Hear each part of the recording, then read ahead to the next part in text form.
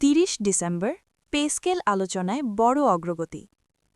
যমুনায় প্রধান উপদেষ্টার বৈঠকে গ্রেড পুনর্বিন্যাস চূড়ান্তের পথে। নতুন কাঠামোয় ৯ গ্রেডে যেতে পারে সরকার। সর্বনিম্ন ও সর্বোচ্চ বেতনের অনুপাত ধরা হচ্ছে ১:৫.২। সরকারি চাকরিজীবীদের জন্য সিদ্ধান্তের ক্ষণ কি এসে গেছে? ইন্ট্রো। আসসালামু আলাইকুম। আপনি দেখছেন পে স্কেল আপডেট জোন। সরকারি চাকরিজীবীদের পে স্কেল, গ্রেড পরিবর্তন ও বেতন কাঠামোর সবশেষ নির্ভরযোগ্য আপডেট আমরা আপনাদের কাছে তুলে ধরি বিশ্লেষণসহ। আজকের ভিডিওতে থাকছে ৩০ ডিসেম্বর সারাদিনে প্রকাশিত পে স্কেল সংক্রান্ত গুরুত্বপূর্ণ সব তথ্য। ৩০ ডিসেম্বরকে কেন অত্যন্ত গুরুত্বপূর্ণ? ৩০ ডিসেম্বরকে বলা যায় পে স্কেল আলোচনার সবচেয়ে গুরুত্বপূর্ণ দিনগুলোর একটি। কারণ এই দিনে যমুনা কেন্দ্রিক বৈঠকের একাধিক তথ্য প্রকাশ পায়। গ্রেড সংখ্যা ও কাঠামো নিয়ে চূড়ান্ত খসড়া প্রস্তুত হয়। বেতন অনুপাত বাস্তবায়নের সম্ভাব্য রূপরেখার সামনে আসে। দিনের শেষ ভাগে স্পষ্ট হয় সরকার আর পেছাতে যাচ্ছে না এই সিদ্ধান্ত।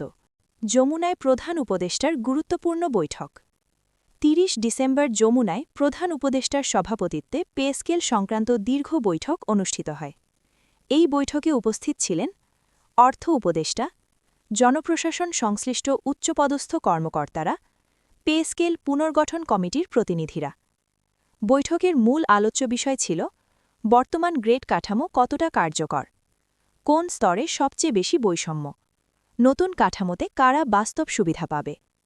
প্রধান উপদেষ্টা বলেন পে স্কেল এমন হতে হবে যাতে মাঠ পর্যায়ের কর্মচারীর জীবনমান বাস্তবে পরিবর্তিত হয়।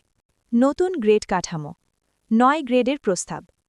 ৩০ ডিসেম্বরের আলোচনায় সবচেয়ে আলোচিত সিদ্ধান্ত ৯ গ্রেড ভিত্তিক পে স্কেল কাঠামো।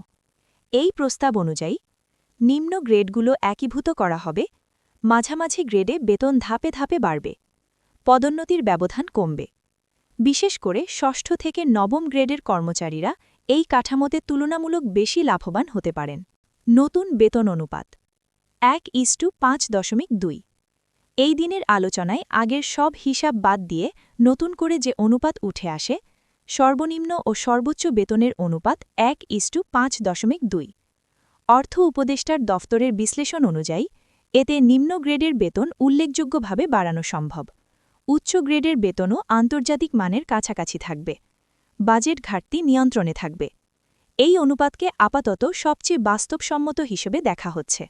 অর্থ উপদেষ্টার বক্তব্যে নতুন ইঙ্গিত। ৩০ ডিসেম্বর অর্থ উপদেষ্টা বলেন পে স্কেল শুধু বেতন বাড়ানোর বিষয় নয়, এটি প্রশাসনিক সংস্কারের অংশ। তার মতে গ্রেড ও অনুপাত ঠিকভাবে নির্ধারণ করা গেলে পরবর্তী কয়েক বছর নতুন পে স্কেলের দাবি উঠবে না। এই বক্তব্যে বোঝা যায় সরকার এবার দীর্ঘমেয়াদী সিদ্ধান্তে যেতে চায়। চাকরিজীবীদের মধ্যে প্রতিক্রিয়া। ৩০ ডিসেম্বরের তথ্য ছড়িয়ে পড়ার পর সরকারি চাকরিজীবীদের মধ্যে আলোচনা আরও জোরালো হয়। অনেকেই বলছেন ৯ গ্রেড কাঠামো বাস্তবসম্মত। অনুপাত ১:৫.২ হলে নিম্ন গ্রেডে স্বস্তি আসবে। তবে দাবি উঠেছে চূড়ান্ত ঘোষণায় যেন স্পষ্ট বেতন চার্ট প্রকাশ করা হয়। ৩০ ডিসেম্বরের সারসংক্ষেপ। দিন শেষে ৩০ ডিসেম্বরের সার্বিক চিত্র: যমুনার সিদ্ধান্তমূলক আলোচনা, গ্রেড কাঠামো প্রায় চূড়ান্ত, অনুপাত নিয়ে অর্থ মন্ত্রণালয়ের সব হিসাব সম্পন্ন। এখন শুধু আনুষ্ঠানিক ঘোষণার অপেক্ষা। বিশ্লেষকদের মতে এটাই পে স্কেল সংস্কারের শেষ ধাপ। আউট্রো।